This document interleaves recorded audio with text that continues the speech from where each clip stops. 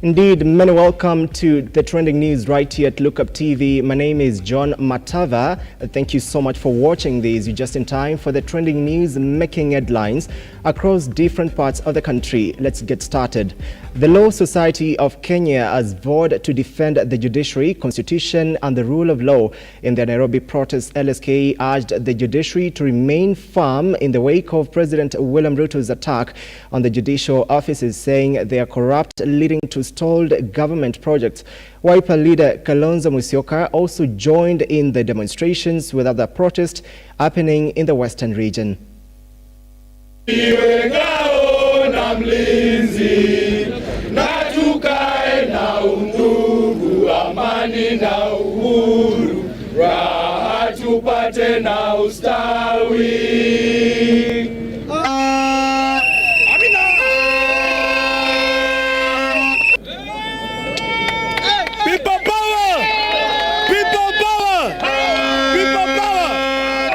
Because we have come out and we have demonstrated that even though we know that mambo ni matatu, we are ready and we are prepared to meet them in the course of safeguarding the Constitution.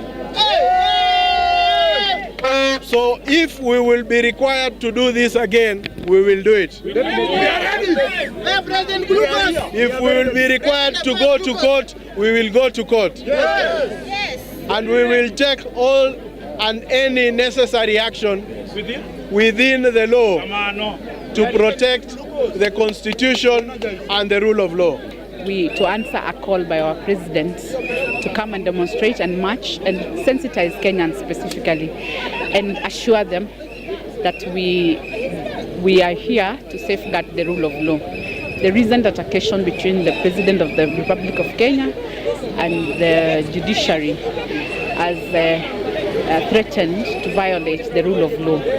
So we were here to assure Kenyans that we have a mandate under the Law Society of Kenya Act to safeguard the rule of law and constitutionalism. We are here as advocates practicing in Siaya to join our colleagues, the leadership of the Law Society of Kenya, as well as advocates across the country, to condemn in the strongest terms possible the very unfortunate and sustained attacks on the judiciary and orders of court by the head of state.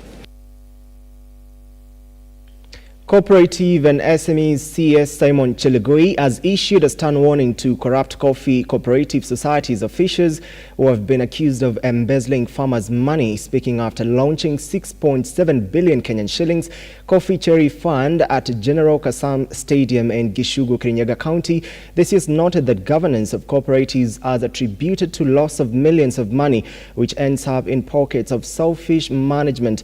Committee members Chelugui has ordered the Kirinyaga County government and the Cooperative Commissioner to initiate investigation of a loss of money from Rama cooperative societies from Gishugu and give recommendations.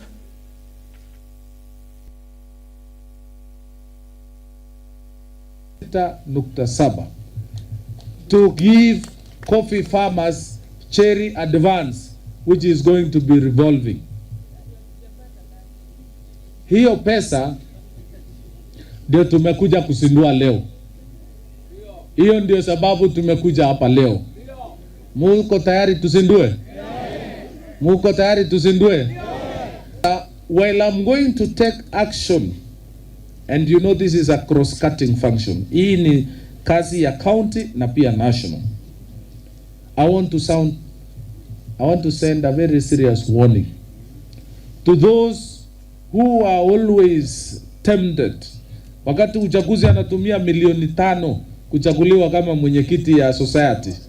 Wenyewe anafanya uchaguzi kuwe kali hata kushinda ile ya kuchagua MCA na MP. Ni nini unatafuta na hii pesa mingi unatafuta hii kura? Na ni kazi ya service to the members. Those men, and I've not heard of women if there are, those people, your days are numbered. And we will pursue everybody who engages in defrauding members' money. I want to ask the county government to make some conclusion, investigation, and make recommendation. And if need be, we will now then escalate this matter so that the members are not ripped off their money. Tusukumie bill so that we correct this problem of good governance, because it cannot be that kuna career management committee, kuna career directors of cooperative societies. Career mtu amekaa miaka 40. The law says every year members wakuje waone kama wamefurahi na wewe, kama wamefurahi na wewe through the annual general meeting wafanye nini? Wakuondoe.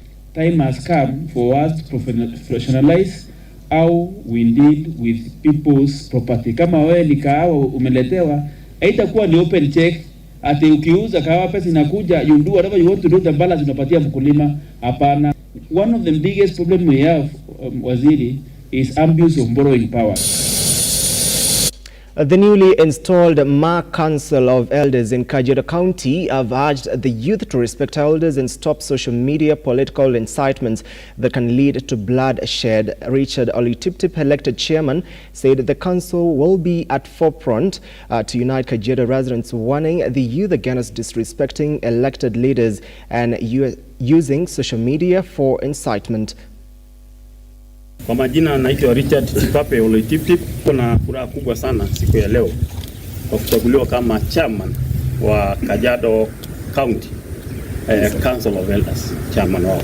Tunataka kusema kuwa hii Council of Elders iheshimiwe, na kwa sababu inaheshimiwa na serikali iliyoko sasa na itaheshimiwa na serikali itakayokuja na serikali nyingine itakayofuata hiyo, kwa sababu daima lazima kutakuwa na Council of Elders. Wawe ni hawa, wawe ni wengine, lakini Council of Elders ndio wanapeana mwelekeo. Uongozi hutokana kwa Mungu.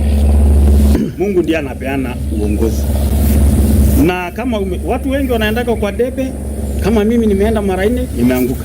Lakini wale ambao wamenishinda kwa kura huwa na waheshimu. Nataka kusema hii maneno ya kuingia kwa social media na kutukana wazee na kutukana viongozi kwa viongozi, hiyo ni tabia mbaya na hairuhusiwi kwa Kimasai. Masai kiongozi ni kiongozi. State House Controller ni kiongozi. Wale lengu ni kiongozi. Senator wetu ni kiongozi. Women rep wetu ni kiongozi. MCS ni viongozi. Wapewe heshima yao. Sisi kama council ya Masai elders tunawaheshimu wote. Na hatutaki watu wadogo waanze kudharau viongozi ambao walichaguliwa kikatiba. Tunataka wapewe heshima inayolingana na wadhifa. Farmers in Siaya County are experimenting with a new maize variety, Bazooka, released by the Wakala Africa Seed Company, aiming to increase yields and enhance food security in the county. Wakala Africa representative Mr. Collins Achapa emphasized that this variety matures quickly and yields more compared to traditional maize varieties. I'm the Bazooka rep in Akansa in Gemsab County. Bazooka seed is one of the products of Wakala Africa Limited, and as we say, Bazooka is an improved hybrid maize variety, and it do well at an altitude of 800 to 1300 meters above the sea level. And mostly Bazooka is a double cover, as you can see from most of our maize variety is a double cover, and in short term Bazooka plays a role of nipe nikupe. Means that the more you supply the nutrients to Bazooka, the more it gives the product. And in some instance, it can give also three crops per maize. And as you can say, Bazooka is tolerant to leaf diseases. Means that even though leaf diseases can attack them, but at some extent, it can fight the leaf diseases. And then Bazooka had a good tip cover. Mostly, Bazooka variety, when you see maize at the harvest stage, you see that the tip cover of the maize is well covered compared to other variety of maize that where most of them the tip cover is they lack tip cover. Means that those that production loss is high in the farm, and farmers go a loss at the farm level. And then Bazooka, to some farms that have worked do some field visit in East Game, Bazooka can thrive in a striga environment where there is a striga weed. Means that it has a resistant striga weed. Means that it can resist that striga infestation. And then, as you can say, Bazooka is good for silage. Why am I saying silage? Means that bazooka, at the harvest period, when you see about the stalk and the leaves, it is still green.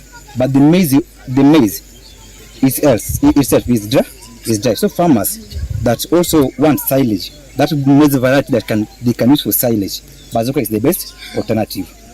And then at the early stage, bazooka can resist drought. Means that at the early stage, you can find bazooka. Members of the vast Mawakili land company in Dabibi, Naivasha County have reclaimed their property after 25 years of legal disputes and conflict. With the valid documents, the members have narrated their long-standing challenges, including the encroachment on their land and forced evictions by a splinter group that invaded the land and displaced them. Bahiri tulinunua mwaka wa 1998 na tukaanza, tuliuziwa na ADC na tuko na document hizo, tuko na sale agreement ya shamba yenye tulipewa na ADC, wenye walikuwako directors ndio walitafuta hili shamba, na wakati walinunua members 157.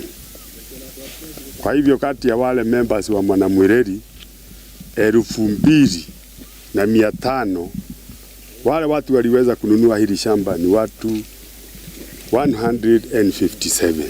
Kesi ilianzwa 2012. Kesi imefanywa na document ziko hapo, wanarudisha appeal, tunawashinda. Mpaka dakika mwisho sasa waliweza kuingia hapa na kukuta wenye walikuwa wamejenga na kuwafurusha.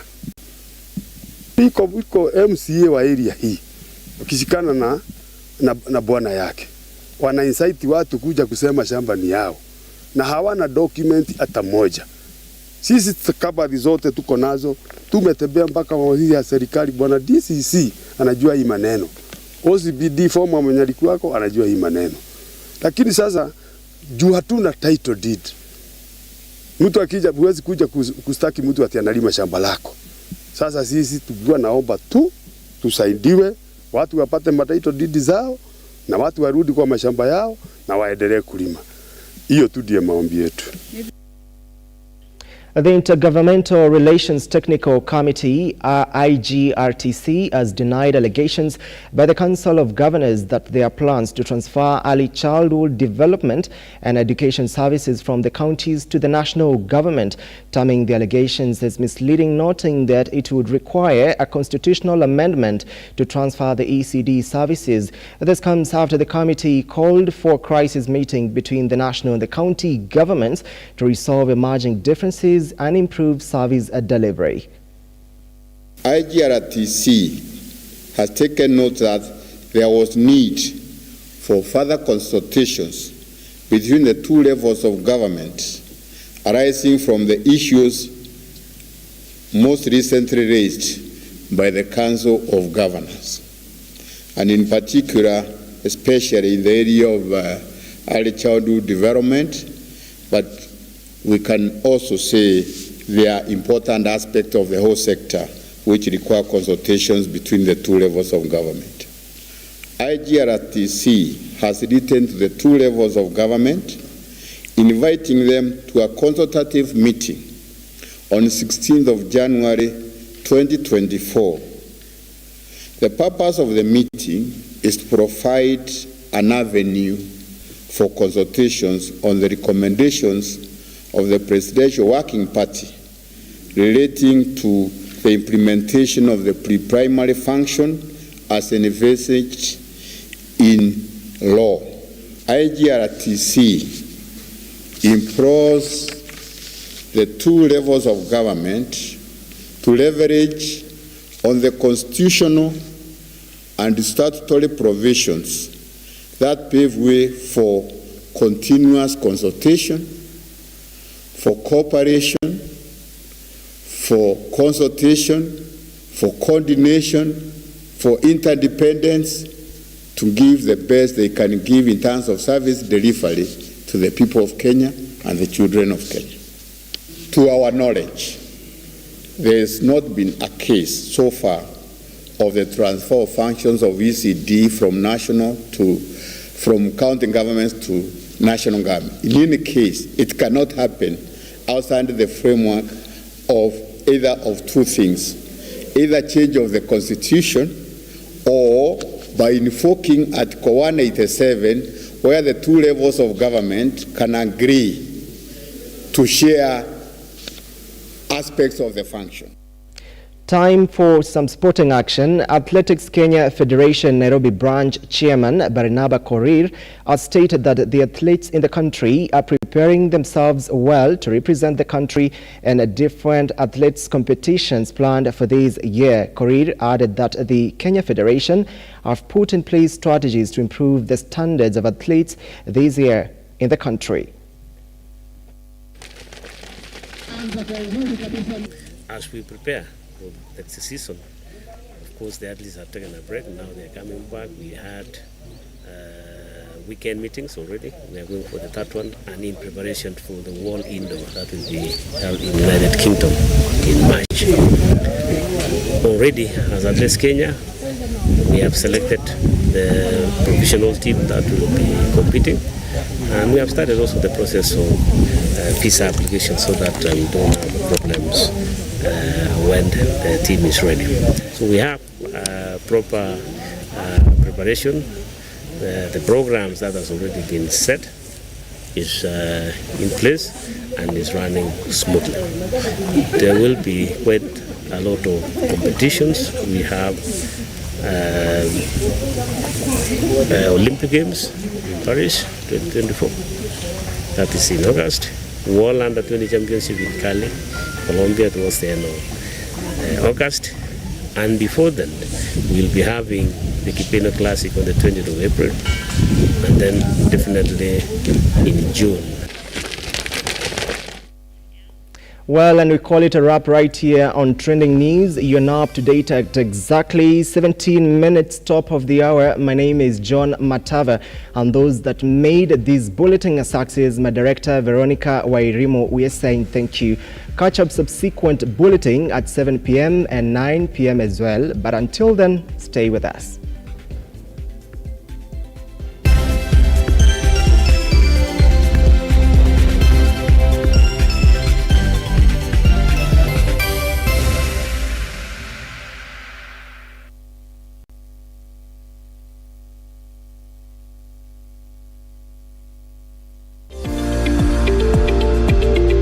We value your feedback and welcome your complaints about our programming and operations. Feel free to